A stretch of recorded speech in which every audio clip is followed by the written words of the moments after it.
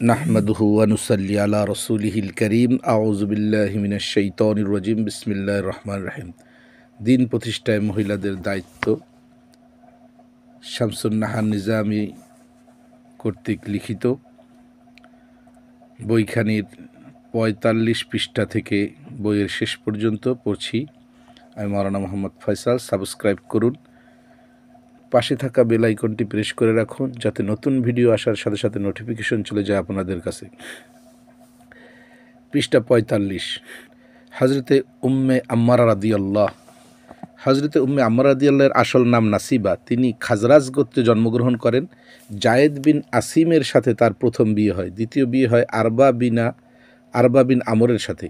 Medina ইসলামের আওয়াজ পৌঁছানোর কিছুদিনের মধ্যেই মদিনার বিশিষ্ট ব্যক্তিগণ ইসলাম কবুল করে নিলেন।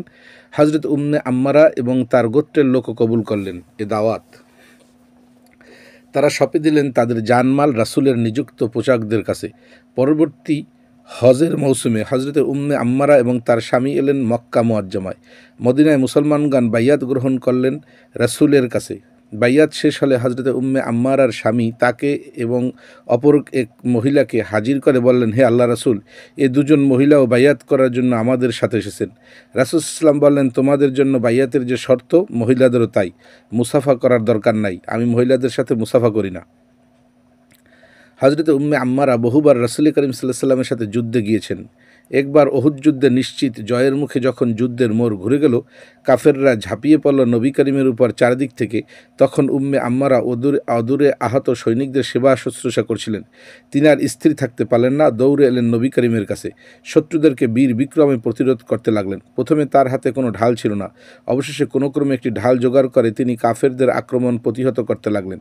ইবনে কমিয়া রাসূলকে হত্যা করার জন্য সদর্পে অগ্রসর হলে হযরত উম্মে আম্মারা তাকে বাধা দিলেন। বাধাপ্রাপ্ত হয়ে সে তার মাথার মারাত্মক আঘাত করল। তিনি তাকে আঘাত করলেন কয়েকবার, কিন্তু শরীরের মজবুত বর্ম থাকায় সে কোনরূপ আঘাতপ্রাপ্ত হল না। উম্মে আম্মারার জখমটি এত গভীর ছিল যে পূর্ণ ১ বছর চিকিৎসা করেও তিনি সুস্থ হতে পারেননি, কিন্তু এতেও তিনি পিছপা হননি। অসীম সাহসিকতার সাথে যুদ্ধ করেছেন। অশ্বারোহী কাফের সৈন্য এসে তাকে আক্রমণ করত, তিনি ঢাল দিয়ে ঠেকাতেন। সৈন্যটি অপরদিকে মুখ ফিরালে তিনি তার ঘোড়ার পা কেটে দিতেন। ঘোড়া ধপাস করে মাটিতে পড়ে যেত আরোহী সহ। নবী করিম সাল্লাল্লাহু আলাইহি ওয়াসাল্লাম উম্মে আম্মারার ছেলে দুটিকে তার সাহায্যার্থে ডেকে পাঠালেন। তারা এসে শত্রু নিধনে লেগে গেল। উহুদের যুদ্ধে উম্মে আম্মারার খুব পুত্র আবদুল্লাহ আহত হন। তার হাত থেকে অনবরত রক্ত ঝরছিল। নবী করিম সাল্লাল্লাহু আলাইহি ওয়াসাল্লাম হাত ব্যান্ডেজ করার জন্য বললে তিনি হাত বেঁধে দিলেন।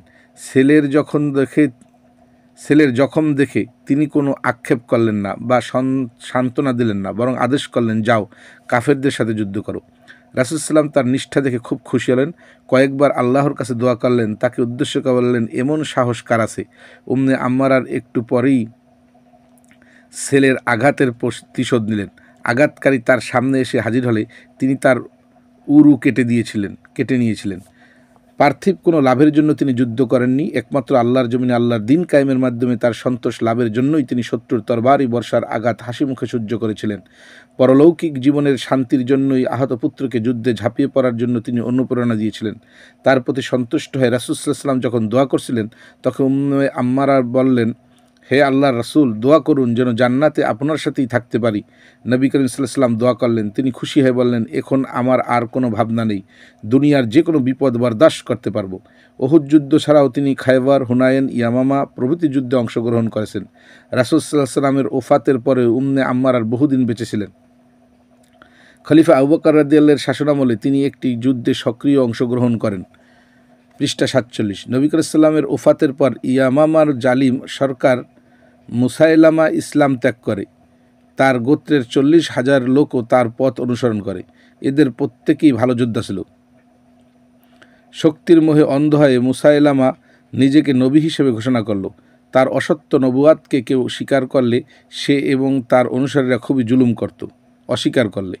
এ সময় একদিন হযরত উম্মে আম্মারার ছেলে হাবিব বিন জায়েদ আম্মান থেকে মদিনা আসছিলেন। মিথ্যা নবুয়াতের দাবিদাররা তাকে রাস্তা থেকে ধরে নিয়ে মুসাইলামার কাছে হাজির করল। মুসাইলামা তাকে জিজ্ঞেস করল, মুসাইলামা, আল্লাহর রাসূল তাকে তুমি বিশ্বাস করো না? তিনি শক্ত করে বললেন, না। মুসাইলামা হাবিব বিন জায়েদের এক হাত কেটে দিল। একই প্রশ্ন মুসাইলামা আবার করল। মর্দে মুমিন একটু ভীত না হয়ে নির্ভীক কণ্ঠে প্রতিবাদ জানালেন। জালিম মুসাইলামা তার অপর হাত কেটে ফেলল। একে একে মুসাইলামা তার প্রত্যেকটি অঙ্গ কেটে ফেলল। কিন্তু উম্মে আম্মারার ছেলে দ্বীনের নির্ভীক সেনানী প্রাণের চেয়ে প্রিয় মনে করলেন আল্লাহর সন্তুষ্টি।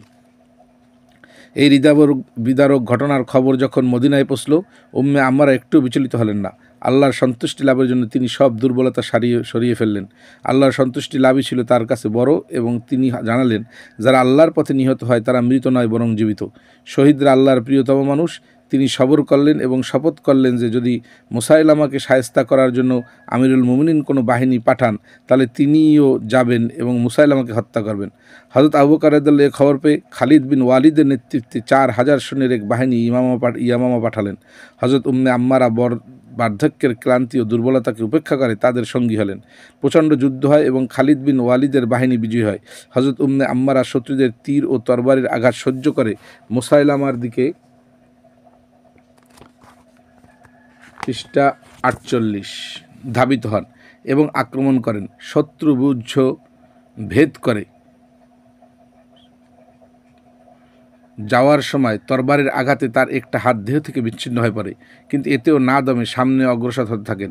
উম্মে আম্মারা ইসলামী আন্দোলনের একজন বরিষ্ঠ বিপ্লবী কর্মী ছিলেন। রাসূল সাল্লাল্লাহু আলাইহি ওয়াসাল্লাম তাকে খুব স্নেহ করতেন। হযরত আবু বকর রাদিয়াল্লাহু, হযরত ওমর রাদিয়াল্লাহু তাকে শ্রদ্ধা ও সম্মান করতেন। উহুদ যুদ্ধের সময় রাসূল সাল্লাল্লাহু আলাইহি ওয়াসাল্লাম বলেছেন, যেদিকে দৃষ্টি পড়ে সেদিকে হযরত উম্মে আম্মারাকে যুদ্ধ করতে দেখেছি। জীবনের শেষ মুহূর্ত পর্যন্ত তিনি জিহাদ ফি সাবিলিল্লাহর কাজে নিজেকে ব্যাপৃত রেখেছিলেন। হযরত উম্মে সালামা রাদিয়াল্লাহু, হযরত উম্মে সালামা তার স্বামী আবদুল্লাহ বিন আসাদের সাথে নবুয়াতের শুরুতেই ইসলাম গ্রহণ করেন। রাসূল সাল্লাল্লাহু আলাইহি ওয়াসাল্লামের নির্দেশে তারা প্রথমে হাবশায় হিজরত করেন। সেখান থেকে দেশে ফিরে তারা মক্কায় বসবাস করেন। পরে মদিনায় হিজরত করার মনস্থ করেন, কিন্তু মক্কার কাফেররা তাদেরকে দেশ ত্যাগ করতে দিতে চাইল না। তারা ভাবল উম্মে সালামা রাদিয়াল্লাহকে যেতে না দিলে আবু সালামাও মক্কা ত্যাগ করতে পারবে না এবং নির্যাতন সহ্য করতে না পেরে হয়তো ফিরে আসবে। কিন্তু আবু সালামা হিজরতের আদেশকে মাথা পেতে নিলেন। স্ত্রী পুত্রের মায়া তাকে থামিয়ে রাখতে পারল না। তাদের একটি মাত্র উট ছিল। উটের উপর উম্মে সালামা এবং সন্তানকে চড়িয়ে আবু সালামা বলেছেন, প্রতিমধ্যে উম্মে সালামার গোত্রের লোকেরা বাধা দিয়ে বলল, এমন খারাপ অবস্থায় আমাদের মেয়েকে যেতে দেব না। এই বলে তারা জোর করে পুত্রসহ উম্মে সালামাকে রেখে দিল। ইতোমধ্যে আবু সালামার গোত্রের লোকজন এসে শিশুটিকে কেড়ে নেয়। তারা বলে, তোমরা তোমাদের মেয়েকে স্বামীর সাথে যেতে যখন দিচ্ছ না, তখন আমাদের বাচ্চাকেও আমরা তোমাদের মেয়ের কাছে থাকতে দেব না। তখন তারা তিনটি প্রাণী পরস্পর আলাদা হয়ে পড়ে। যেহেতু হিজরতের হুকুম ছিল, তাই আবু সালামা মদিনা চলে গেলেন। পৃষ্ঠা 49। উম্মে সালামা রোজ সকালবেলা ঘর থেকে বের হয়ে একটা টিলার উপর বসে সন্ধ্যা পর্যন্ত কাঁদতেন। এমনি করে 1 বছর কেটে গেল। এরপর সবার মায়া হলো। তারা বলল, তুমি ইচ্ছা করলে স্বামীর কাছে চলে যেতে পারো। পুত্রকেও তারা ফিরিয়ে দিল। তিনি একাকী রওনা দিলেন, সমস্ত বিপদ আপদ বরণ করে, কিন্তু অসত্যের কাছে তিনি মাথা নত করেননি। এরপর মদিনায় পৌঁছলে উহুদ যুদ্ধে তার স্বামী আহত হয়ে পরে মৃত্যুবরণ করেন। পরে নবী করিম সাল্লাল্লাহু আলাইহি ওয়াসাল্লামের সাথে তার বিয়ে হয়। উম্মে সালামা অত্যন্ত স্পষ্টবাদী ও প্রখর বুদ্ধি সম্পন্ন ছিলেন। হুদাইবিয়ার সন্ধির সময় যখন কোনো সাহাবী রাসূল সাল্লামের কথা মেনে নিতে পারছিলেন না, তখন রাসূল সাল্লাম খুব বিব্রত বোধ করেছিলেন। এ সময় উম্মে সালামা বললেন, আপনি কাউকে কিছু না বলে ঘর থেকে বের হয়ে গিয়ে কুরবানি করুন এবং ইহরামের জন্য মাথা মুড়িয়ে ফেলুন। তার কথা নবী সাল্লাল্লাহু আলাইহি ওয়াসাল্লামের মনোপুত হলো। তিনি মাথা মুন্ডন করে কুরবানি করলেন। সাহাবীরাও তখন অনন্যায় হয়ে রাসূল সাল্লামের অনুসরণ করলেন। এমনিভাবে উম্মুল মুমিনিন ইকামাতে দিনের কাজে প্রত্যক্ষ সহযোগিতা করেছেন তার স্বামীকে। হযরতে সুফিয়া রাদিয়াল্লাহু, হযরত সুফিয়া ছিলেন রাসূল সাল্লামের ফুফু। হুকুমতে ইলাহিয়া প্রতিষ্ঠা ছাড়া সমাজে যে শান্তি আসতে পারে না, একথা তিনি খুব ভালো মতোই হৃদয়ঙ্গম করেছিলেন, যার জন্য তিনি যাবতীয় দুঃখ কষ্ট হাসিমুখে বরণ করে নিতে পেরেছিলেন। উহুদ যুদ্ধে মুসলিম বাহিনীর একটা দলকে বিপর্যস্ত অবস্থায় ময়দান থেকে পালিয়ে আসতে দেখে তিনি খুব ব্যথিত হন। তিনি পলায়নকারী সৈন্যদেরকে উৎসাহিত করেছিলেন ফিরে আসার জন্য। এ যুদ্ধে সুফিয়ার সহোদর মহাবীর হামজা রাদিয়াল্লাহু নিহত হন। কাফেররা তার লাশের অবমাননা করে। কাফের নেতা উতবার মেয়ে আবু সুফিয়ানের স্ত্রী হিন্দা আমির হামজার বুক চিরে কলিজা বের করে চিবিয়েছিলেন। পৃষ্ঠা 50। এ ঘটনায় কিছুক্ষণ পর হযরত সুফিয়াকে সেদিকে আসতে দেখে হুজুর সাল্লাল্লাহু আলাইহি ওয়াসাল্লাম মনে করলেন, ভাইয়ের ক্ষতবিক্ষত লাশ দেখে তিনি হয়তো সহ্য করতে পারবেন না। তাই তিনি হযরত জুবায়েরকে আদেশ দিলেন লাশ ঢেকে রাখতে। কিন্তু কাছে এসে সব শুনে হযরত সুফিয়া বললেন, আল্লাহর পথে এটা কোনো বড় কুরবানি নয়। এরপর রাসূল সাল্লাল্লাহু আলাইহি ওয়াসাল্লাম তার লাশ দেখার অনুমতি দিলেন। তিনি বললেন, ইন্না লিল্লাহি ওয়া ইন্না ইলাইহি রাজিউন। খন্দকের যুদ্ধে তিনি এ সাহসিকতার পরিচয় দিয়েছেন তা সর্বযুগের মুসলমানেরা চিরদিন স্মরণ রাখবে। এ যুদ্ধে মুসলমান মহিলাদের একটা আলাদা দুর্গে একত্রিত করে হজরতে হাসানকে তার রক্ষক নিযুক্ত করা হয়। ইহুদিরা এই দুর্গটি অরক্ষিত ভেবে আক্রমণ করতে মনস্থ করে এবং এ সম্পর্কে তথ্য সংগ্রহের জন্য একজন লোক পাঠায়। হযরত সুফিয়া রাদিয়াল্লাহু এ খবর জানতে পেরে তাকে হত্যা করার জন্য হাসানকে অনুরোধ জানান, কিন্তু হাসান রাদিয়াল্লাহু তাতে রাজি না হয় অপারগতার কথা জানায়। অজ্ঞতা হযরত সুফিয়া তাঁবুর একটি খুঁটি নিয়ে ইহুদির মাথা ভেঙে ফেলেন। এরপর তার অস্ত্রশস্ত্র খুলে নিয়ে মাথা কেটে প্রাচীরের উপর দিয়ে বাইরে ফেলে দিলেন, যাতে অন্যেরা দুর্গ আক্রমণের সাহস না পায়। এমনিভাবে এ মুজাহিদা আমরণ আল্লাহর দিন প্রতিষ্ঠার কাজে নিজেকে ব্যাপৃত রেখেছেন। হযরতে খানসা রাদিয়াল্লাহু হযরত খানসা রাদিয়াল্লাহু একজন বিখ্যাত কবি ছিলেন। শুধু কবিই নন, তিনি ছিলেন একজন আদর্শ মাতা। তিনি তার 4 ছেলেসহ যুদ্ধে যোগদান করেন। এ সময় তিনি পুত্রদেরকে যে উপদেশ দিয়েছিলেন তা সর্বযুগের মেয়েদের জন্য এক প্রকৃত উদাহরণ। তিনি বলেছিলেন, হে প্রিয় ছেলেরা, তোমরা নিজের ইচ্ছার ইসলাম কবুল করেছো এবং হিজরত করেছো। এছাড়া দেশ ছাড়ার আর কোনো কারণ ছিল না। আল্লাহর কসম, তোমরা এক পিতামাতার সন্তান। আমি তোমাদের পিতার সাথে কখনো বিশ্বাসঘাতকতা করিনি এবং তোমাদের মায়ের নামেও কলঙ্ক লেপন করিনি। পৃষ্ঠা 51 পড়ছি। আমি মাওলানা মোহাম্মদ ফয়সাল। সাবস্ক্রাইব করুন, পাশে থাকা বেল আইকনটি প্রেস করে দিন যাতে নতুন ভিডিও আসার সাথে সাথে নোটিফিকেশন চলে যায় আপনাদের কাছে। হে ছেলেরা, তোমরা নিশ্চয়ই জানো যে দুনিয়া একদিন ধ্বংস হবে আর সত্যের শত্রুদের সাথে জিহাদ করা খুবই সওয়াবের কাজ। তোমাদের মনে রাখা উচিত যে দুনিয়ার জীবনের চেয়ে পরকালের জীবন অনেক উত্তম। আল্লাহ বলেন, হে ঈমানদারগণ, বিপদ ও দুঃখ কষ্টে ধৈর্য ধারণ করো এবং সবর করো। তাদের সাথে জিহাদের জন্য প্রস্তুত থাকো, তাহলে তোমরা সাফল্য লাভ করতে পারবে। হে পুত্রগণ, এই কথাগুলো মনে রেখো। কাল যুদ্ধে যোগ দেবে, আল্লাহর সাহায্য চাইবে এবং শত্রুর সাথে লড়বে। যুদ্ধে তীব্রতা বেড়ে গেলে শত্রুর নেতাকে আক্রমণ করবে। ইনশাআল্লাহ সসম্মানে সাফল্য লাভ করে জান্নাতে যেতে পারবে। পরদিন ভয়ঙ্কর যুদ্ধ শুরু হলো। ছেলেরা মায়ের উপদেশ স্মরণ করে শত্রুদের উপর ঝাঁপিয়ে পড়ল। শহীদ না হওয়া পর্যন্ত তারা বীর বিক্রমে লড়েছিলেন। এটা ছিল কাদেসিয়ার যুদ্ধ। যুদ্ধে তার সবকটি ছেলেই শহীদ হয়। শাহাদাতের খবর পেয়ে তিনি আল্লাহর শুকরিয়া আদায় করেন এবং বলেন, সন্তানদের শাহাদাতের মাধ্যমে আল্লাহ আমাকে সম্মানিত করেছেন। আল্লাহর রহমতে আমিও তাদের সাথে থাকতে পারবো এ আশা করি। শুধু মক্কার কুরাইশ এবং সম্ভ্রান্ত মহিলারাই ইকামতে দিনের কাজে দিনের কাজে নবী সাল্লাল্লাহু আলাইহি ওয়াসাল্লামের সাথে ছিলেন না, বরং সাধারণ আনসার মহিলারাও কর্মী হিসেবে যোগ দিয়েছিলেন এ বিপ্লবী কাফেলায় এবং রেখে গেছেন তাদের উজ্জ্বল আদর্শ। তারা আল্লাহ ও তার রাসূলকে ভালোবাসতেন দুনিয়ার যে কোনো জিনিসের চেয়ে বেশি। রাসূল সাল্লামের কোনো দুঃসংবাদে তারা বিচলিত হয়ে পড়তেন। এমনি একটি ঘটনা হযরত মুহাম্মদ সাল্লামের আদেশ পূর্ণ গুরুত্ব সহকারে পালন না করায় উহুদের যুদ্ধে মুসলমানদের উপর থেকে নেমে আসে বিপর্যয়। অসংখ্য সাহাবী শহীদ হন, স্বয়ং রাসূল সাল্লামও আহত হন। শত্রুর তীরের আঘাতে তার একটি দাঁত ভেঙে যায়। যুদ্ধের ময়দানে রাসূল সাল্লাম এর মৃত্যু সংবাদে সাহাবারা হতাশ হয়ে পড়েন। এই খবর পৌঁছে যায় মদিনাতেও। জনৈক আনসার মহিলা মহানবীর ইন্তিকালের খবর পেয়ে একেবারে দিশেহারা হয়ে পড়েন। প্রকৃত সংবাদ পাওয়ার জন্য তিনি উহুদ পাহাড়ের দিকে ছুটে যান। পৃষ্ঠা 52 কিছুদূর অগ্রসর হওয়ার পর একদল লোকের সঙ্গে তার দেখা হয়। তিনি তাদের কাছে আল্লাহর রাসূলের খবর জিজ্ঞেস করে কোনো জবাব পান না। এদের একজন বলল, শত্রুর তরবারের আঘাতে আপনার পিতা শহীদ হয়েছেন। তিনি মোটেই বিচলিত হলেন না, উচ্চারণ করেন, ইন্না লিল্লাহি ওয়া ইন্না ইলাইহি রাজিউন। এরপর আগের মতো জিজ্ঞেস করেন, নবী করিম সাল্লাল্লাহু আলাইহি ওয়াসাল্লামের অবস্থা বলুন, তিনি কেমন আছেন? লোকগুলা এবারও তার কথার সঠিক জবাব না দিয়ে বলল, আপনার স্বামী শহীদ হয়েছে উহুদের ময়দানে। দ্বিতীয় ব্যক্তি বলেন, আপনার পুত্র শাহাদাত বরণ করেছেন। তৃতীয় ব্যক্তি তার ভাইয়ের শাহাদাতের খবর দিল। তিনি ইন্না লিল্লাহি ওয়া ইন্না ইলাইহি রাজিউন পড়লেন। একে একে 4 জন প্রিয় ব্যক্তির শাহাদাতের খবর শুনেও তার মন থেকে নবী করিম সাল্লাল্লাহু আলাইহি ওয়াসাল্লামের চিন্তা দূর হলো না। তিনি আগের মতো ব্যস্ততার সাথে জানতে চাইলেন রাসূল সাল্লাল্লাহু আলাইহি ওয়াসাল্লামের খবর।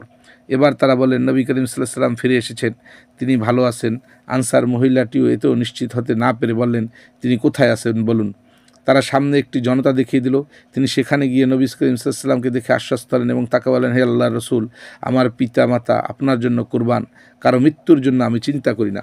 রাসূল সাল্লামের প্রতি এত ভালোবাসা না থাকলে একটা আদর্শ সমাজের গোড়াপত্তন হবে কেমন করে? এমনিভাবে শুধু 2-1 নয়, বহু সংখ্যক মহিলা সাহাবী রাসূল করিম সাল্লাল্লাহু আলাইহি ওয়াসাল্লামের ইকামাতে দিনের কাজে প্রত্যক্ষ অবদান রেখেছেন। তারা সরাসরি লিপ্ত হয়েছেন বাতিলের সাথে সংঘর্ষে, জিহাদে উদ্বুদ্ধ করেছেন নিজেদের প্রাণপ্রিয় স্বামী সন্তানকে। পৃষ্ঠা 53 বর্তমান সমাজে মহিলাদের ভূমিকা। অতীতে মহিলারা ইকামাতে দিনের কাজে সরাসরি অংশগ্রহণ করেছেন এবং তারা এ দায়িত্ব পালন করেছেন সরাসরি নবী রাসূলের নেতৃত্বে। বর্তমানে যদি আমরা ইসলামকে বাস্তব প্রতিষ্ঠিত করতে চাই, পেতে চাই জীবনের পূর্ণাঙ্গ বিধান হিসেবে, তাহলে অতীত যুগের মতো নারীদেরকেও এগিয়ে আসতে হবে পুরুষের পাশাপাশি। আমরা দেখতে পাই কিয়ামতের দিনের এ দায়িত্ব পালনে নারীরা সংগ্রাম যুগে যেমন সক্রিয় ভূমিকা পালন করেছেন, তেমনি ভূমিকা রেখেছেন বিজয় যুগেও। বর্তমানে আমাদের সমাজে যেহেতু ইসলাম প্রতিষ্ঠিত নেই, এবং শুধু প্রতিষ্ঠিত নেই তাই নয়, বরং একে উৎখাত করার ষড়যন্ত্র চলছে বিভিন্নভাবে, বিভিন্ন কৌশলে। আর এক্ষেত্রে মেয়েরাও অগ্রণী ভূমিকা পালন করছে। মেয়েরা স্বভাবতই ধর্মপ্রাণ, কিন্তু পুরুষদের নেতৃত্ব যেমন শিক্ষিত পুরুষদের হাতে, তেমনি মেয়েদের নেতৃত্ব গুটিকতক শিক্ষিত মেয়েদেরই হাতে। শিক্ষিত পুরুষদের তুলনায় শিক্ষিত মহিলারা ইসলামের ব্যাপারে অজ্ঞ, এবং ইসলাম বিরোধী আন্দোলনে সক্রিয় হওয়ার বাস্তব কারণ হলো আমাদের সমাজের প্রচলিত শিক্ষা ব্যবস্থা। এখানে দ্বীনি শিক্ষার একমাত্র বাহন হিসেবে মাদ্রাসা শিক্ষার যে প্রচলন রয়েছে, তাতে মহিলাদের কোনো সুযোগ নেই বললেই চলে। উপরন্তু ওয়াজ মাহফিল থেকে শুরু করে সেমিনার, সিম্পোজিয়াম যা কিছু হয় আমাদের সমাজে তা পুরুষদের মধ্যেই সীমাবদ্ধ। ফলে আধুনিক শিক্ষার কুফল থেকে আধুনিক শিক্ষিত মহিলা সমাজকে রক্ষা করার জন্য অন্য কথায় আধুনিক জাহিলিয়াতের অন্ধকার থেকে ইসলামের আলোকোজ্জ্বল পথে ধাবিত করার কোনো সুযোগই এ সমাজে নেই। ফলে আধুনিকতার নামে আদর্শহীন ধর্মবিমুখ শিক্ষার বদৌলতে ইসলাম বিরোধী অনেক কিছুই মেয়েরা শিখেছে, এবং আধুনিকতা ও প্রগতির নামে সেগুলো তারা অবলীলাক্রমে চর্চাও করে চলেছে। ময়দানে ইসলাম বিরোধী শক্তি তাদেরকে ব্যবহার করছে। আল কোরআনেও আল্লাহ রাব্বুল আলামিন এই কথাটিকে ব্যক্ত করেছেন নিম্নোক্তভাবে। বিসমিল্লাহির রহমানির রহিম, পৃষ্ঠা 54। আল মুনাফিকুনা ওয়াল মুনাফিকাতি ইয়াদুহুম বা'দুহুম মিন বা'দ ইয়া'মুরুনা বিল মারুফ ওয়া ইয়ানহাউনা আনিল মারুফি ওয়া ইয়াকবিদুনা আইদিহিম নাসরুল্লাহা ফানাসিয়াহুম ইন্নাল মুনাফিকিনা হুমুল ফাসিকুন। বিসমিল্লাহির রহমানির রহিম। আল মুনাফিকুনা ওয়াল মুনাফিকাতু বা'দুহুম মিন বা'দ ইয়া'মুরুনা বিল মুনকার ওয়া ইয়ানহাউনা আনিল মারুফ ওয়া ইয়াকবিদুনা আইদিয়াহুম নাসুল্লাহা ফানাসিয়াহুম ইন্নাল মুনাফিকিনা হুমুল ফাসিকুন। ওয়াদাল্লাহুল মুনাফিকিনা ওয়াল মুনাফিকাতি ওয়াল কুফফারা নারা জাহান্নাম খালিদিনা ফিহা হিয়া হাসবুহুম ওয়া লা'নাহুমুল্লাহ ওয়া লাহুম আযাবুম মুকিম। মুনাফিক পুরুষ ও মুনাফিক নারী সকলেই পরস্পরের সাথী ও সহযোগী। তারা অন্যায় কাজের প্ররোচনা দেয় এবং ভালো ও ন্যায় কাজ থেকে বিরত রাখে, এবং কল্যাণকর কাজ থেকে নিজেদের হাত ফিরিয়ে রাখে। এরা আল্লাহকে ভুলে গিয়েছে, ফলে আল্লাহও তাদেরকে ভুলে গিয়েছেন। এ মুনাফিকরাই নিঃসন্দেহে ফাসেক। এ মুনাফিক পুরুষ এবং নারী কাফেরদের জন্য আল্লাহ তাআলা জাহান্নামের আগুনের ওয়াদা করেছেন, সেখানে তারা চিরদিন থাকবে। এটাই তাদের জন্য উপযুক্ত। তাদের উপর আল্লাহর অভিসম্পাত এবং স্থিতিশীল আযাব রয়েছে। সূরা আত-তাওবা।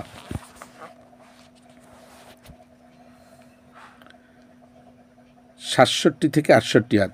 বর্তমান সমাজে ইসলাম বিরোধী নারী ও পুরুষ বাতিলের ক্ষেত্রে সহযোগিতা করছে, কিন্তু দিন প্রতিষ্ঠার ক্ষেত্রে ঈমানদাররা এ সহযোগিতা থেকে বঞ্চিত হচ্ছে। ইসলাম প্রিয় মহিলারা বিভিন্ন অজুহাতে পিছিয়ে থাকছে। শুধু পিছিয়ে থাকছে তাই নয়, বরং ময়দানে ইসলাম বিরোধী তৎপরতার কারণে ইসলাম প্রিয় মহিলারা নানাভাবে ষড়যন্ত্রের শিকার হচ্ছে। ইসলামের পূর্ণ রূপ বর্তমানে আমাদের সমাজে অনুপস্থিত। শুধু আমাদের দেশই নয়, বিশ্বের কোথাও পূর্ণাঙ্গভাবে ইসলাম প্রতিষ্ঠিত নেই। ফলে এর কল্যাণময় দিকগুলো মানুষের সামনে অনুপস্থিত। ফলে আল্লাহ প্রদত্ত আইন সম্পর্কে উঠেছে নানারূপ আপত্তি, আসছে সংশোধনী প্রস্তাব।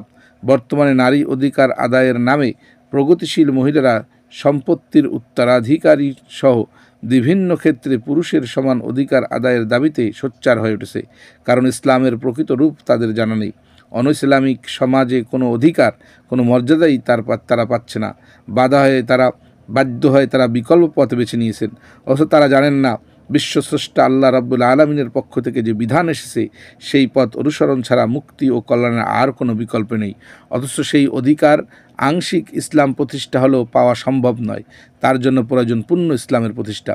কাজে নারীদেরকে এগিয়ে আসতে হবে, তেমনি একটি সমাজ গঠনের কাজে প্রতিষ্ঠা করতে হবে আল্লাহর জমিনে আল্লাহর দিন।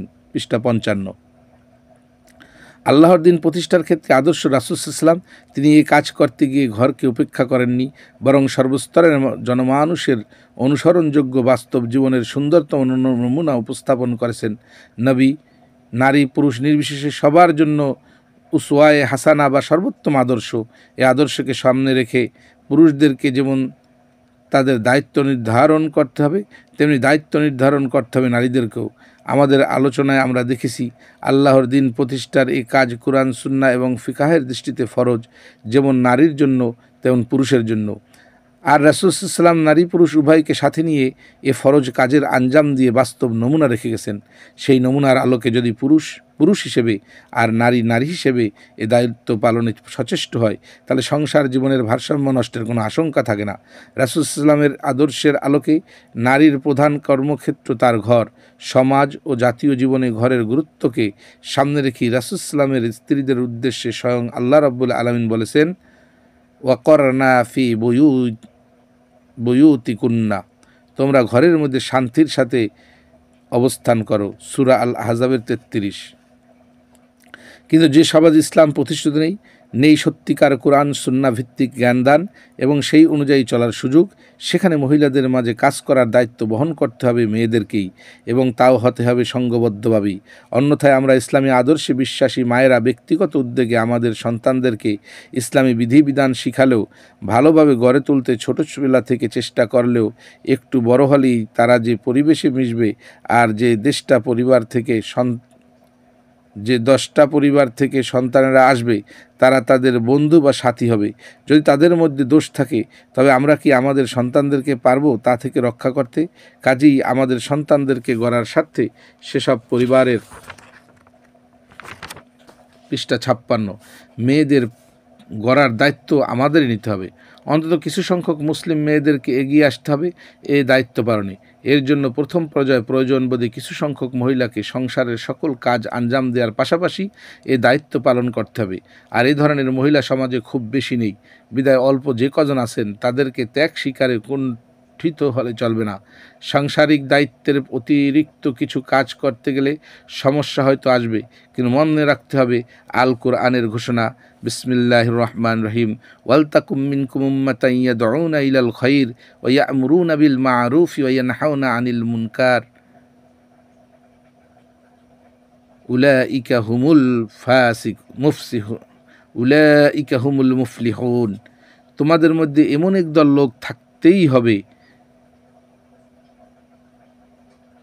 যারা মানুষকে কল্যাণের দিকে ডাকবে ও অন্যায় থেকে বিরত রাখবে, এবং তারাই সাফল্যমণ্ডিত হবে।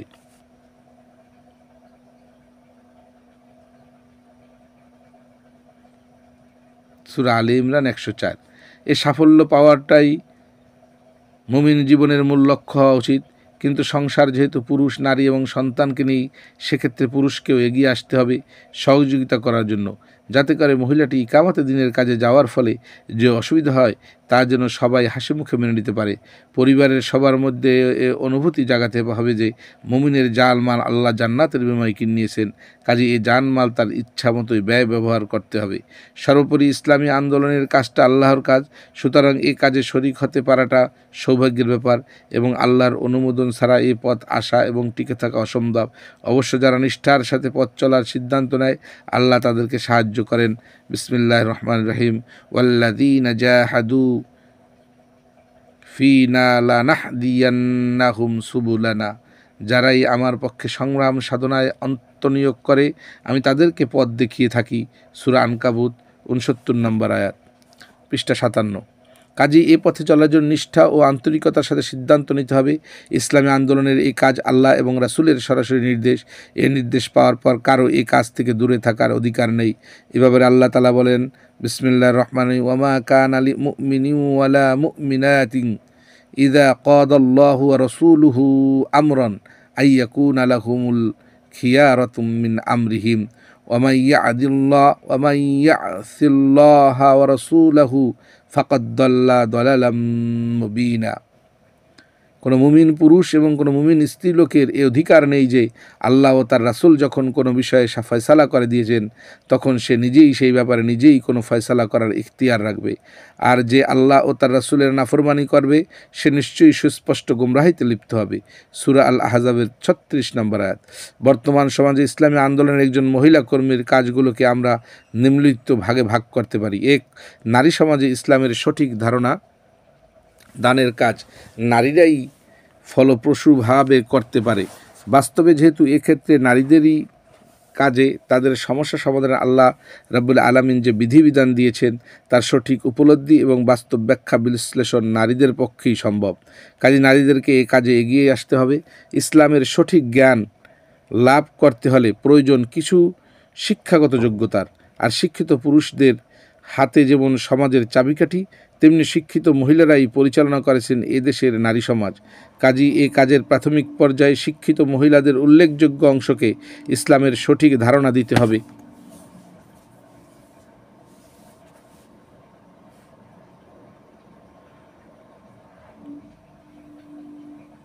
এবং সজাগ সচেতন ও সক্রিয় কিছু মহিলাকে ইসলামী আদর্শ প্রতিষ্ঠার সংগ্রামে উদ্বুদ্ধ করতে হবে, যাতে করে তারা দেশের ধর্মপ্রাণ মা বোনদের সঠিক প্রতিনিধিত্ব করতে এবং সত্যিকারের মুক্তি আন্দোলনের দিশারি রূপে ভূমিকা পালনে প্রয়াস পান। পৃষ্ঠা ৫৮। ২. আমাদের দেশে শিক্ষিতের সংখ্যা পুরুষের মতোই অনেক কম, আর মহিলাদের অবস্থা আরও শোচনীয়। কাজেই অশিক্ষিতদের মাঝে ইসলাম শেখানোর কাজ করতে হবে এবং এটা শুধু ওয়াজ করে সম্ভব নয়, এদের মাঝে ইসলামী মূল্যবোধের ভিত্তিতে সমাজ সেবার কাজ করতে হবে। কুটির শিল্প এবং অন্যান্য ব্যবহারিক বিদ্যা শেখাতে হবে, সাথে সাথে তাদেরকে ইসলামী শিক্ষায় শিক্ষিত করে তুলতে হবে। ৩. উপরোক্ত কাজগুলো সঠিকভাবে করার জন্য শিক্ষিত মহিলাদের ইসলামী জ্ঞান বাড়ানোর জন্য চেষ্টা করতে হবে। বাস্তব ময়দানে কাজ করা ছাড়া জ্ঞান বাড়ে না। এই জ্ঞান বাড়ানোর জন্য কয়েক বছর পরিশ্রম করে কোনো ডিগ্রি অর্জনের দরকার নেই। কোরআন সুন্নাহর অর্জিত জ্ঞান যতটুকু জানা যায় সমাজের কল্যাণের জন্য মানুষের কাছে পৌঁছে দিতে হবে। রাসূল সাল্লাল্লাহু আলাইহি নির্দেশ বাল্লিগু আন্নি ওয়ালাহু আয়া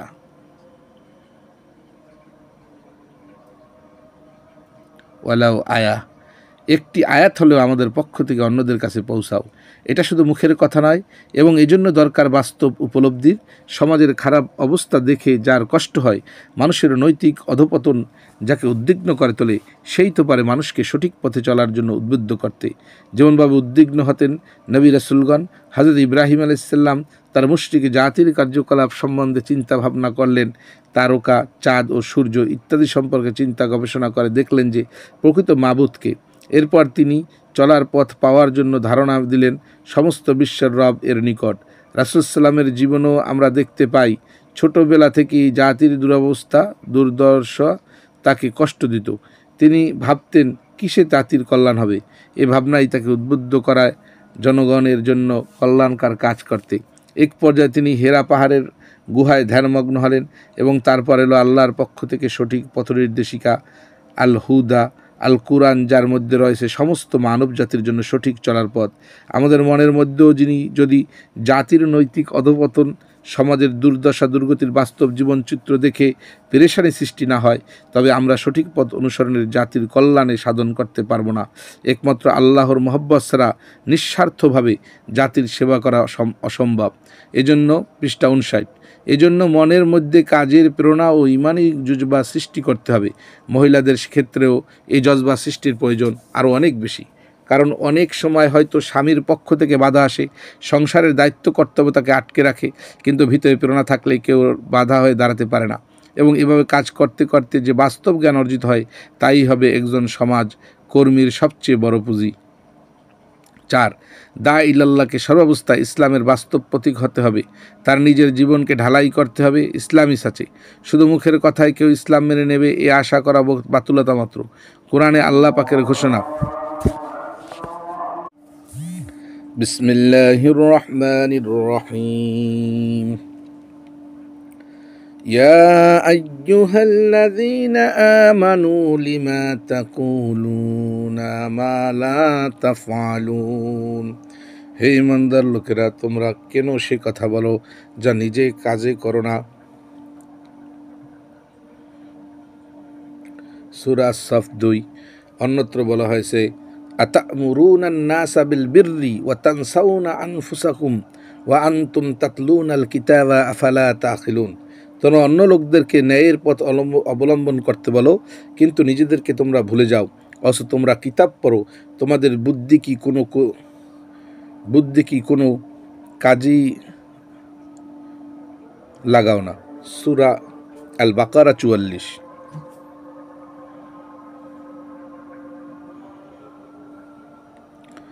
অর্থাৎ মানুষ যে আদর্শের প্রচার করবে, নিজের জীবন সেই আদর্শের অনুসারী হবে, এটাই স্বাভাবিক। এর বিপরীত আচরণ বুদ্ধিহীনতারই নামান্তর এবং বাস্তবে ক্ষতিকর বটে। আর মানুষকে আল্লাহর দ্বীনের পথে দাওয়াত দেওয়ার কাজ ছাড়া নিজের সংশোধন ত্বরান্বিত হয় না। সত্যের পথে আহ্বানকারীর জীবনকে গোটা সমাজ অনুবীক্ষণ যন্ত্র দিয়ে দেখে যে কোথায় তার ত্রুটি। একজন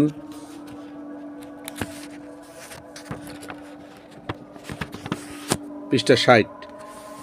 মনীষীর মন্তব্য, যে পাত্র শত শত হাত পরিষ্কার করে তা যত দীর্ঘদিনের পুঞ্জীভূত ময়লাই হোক না কেন পরিষ্কার হতে বাধ্য। এ তো বিনা পয়সায় সার্চ লাইটে নিজেকে আলোকিত করা। 5। যেহেতু বাড়ির পরিচালনা প্রধানত মহিলাদের হাতেই, কাজে গৃহের পরিবেশকে ইসলামী আদর্শ অনুযায়ী গড়ে তুলতে হবে। আজকাল ঘরে আর্টের নামে মূর্তি, ছবি ইত্যাদি রাখা হয়, আর এসব খুব কমই সুন্দর রুচির বহন করে। এগুলোকে বদলাতে হবে। আরেকজন মহিলা খুব সহজেই এগুলোকে বদলে সুন্দর রুচির শিক্ষামূলক জিনিসপত্র দিয়ে তারা ড্রয়িং রুমকে সাজাতে পারেন। খাওয়া দাওয়া, আচার আচরণের ক্ষেত্রেও ইসলামী আইন কানুন অনুসরণের চেষ্টা করতে হবে। পরিবারের যে সকল পুরুষ ইসলাম বিরোধী তাদেরকে মহাব্বতের সাথে বোঝাতে হবে, বিভিন্নভাবে তাদের সামনে তুলে ধরতে হবে খোদাই আইনের যথার্থতা। এর জন্য একদিকে যেমন মায়া মমতা প্রয়োজন, অন্যদিকে দরকার আদর্শের প্রতি দৃঢ়তা। উমর ইবনে খাত্তাবের বোন ফাতেমা এ ব্যাপারে এক জ্বলন্ত আদর্শ।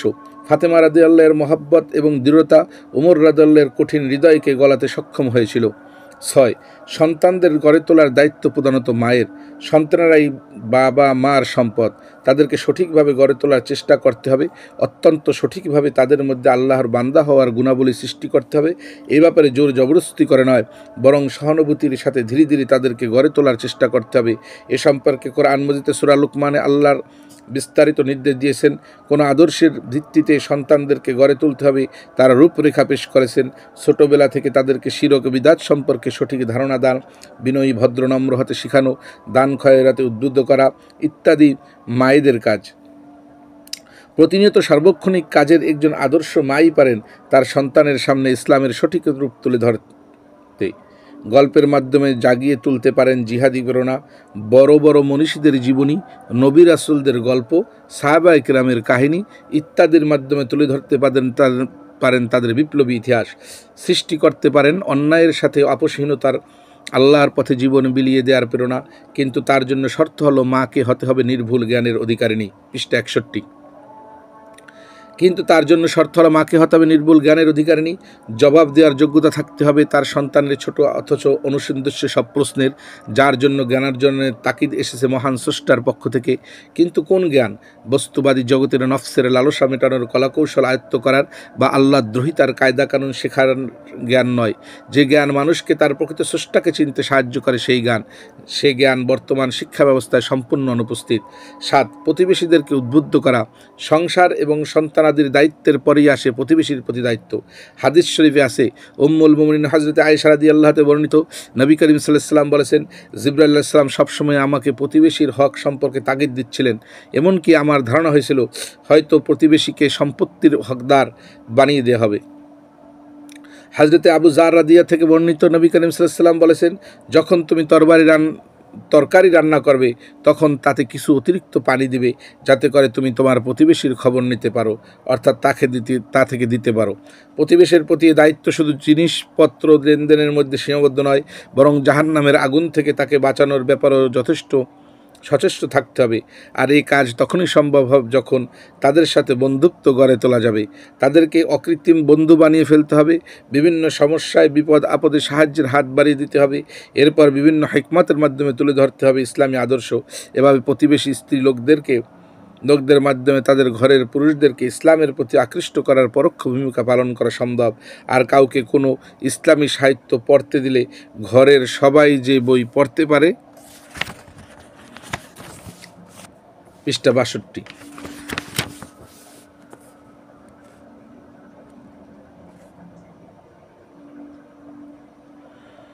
আর কাউকে কোনো ইসলামী সাহিত্য পড়তে দিলে ঘরের সবাই সে বই পড়তে পারে।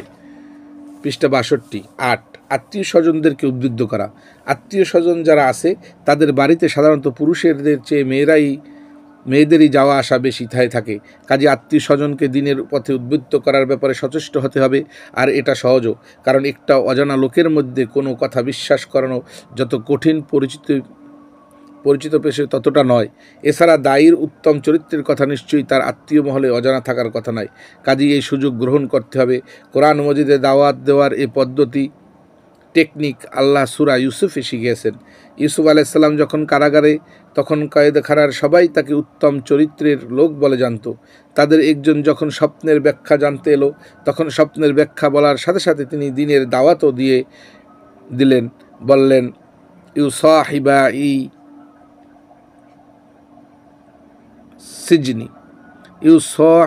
ইসসিজনি আরবাবুম মুতাফাররিকুনা খায়রুন আমিল্লাহুল ওয়াহিদুল কাহ্হার।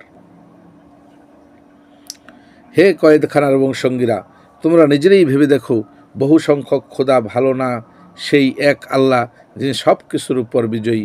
সূরা ইউসুফ 39।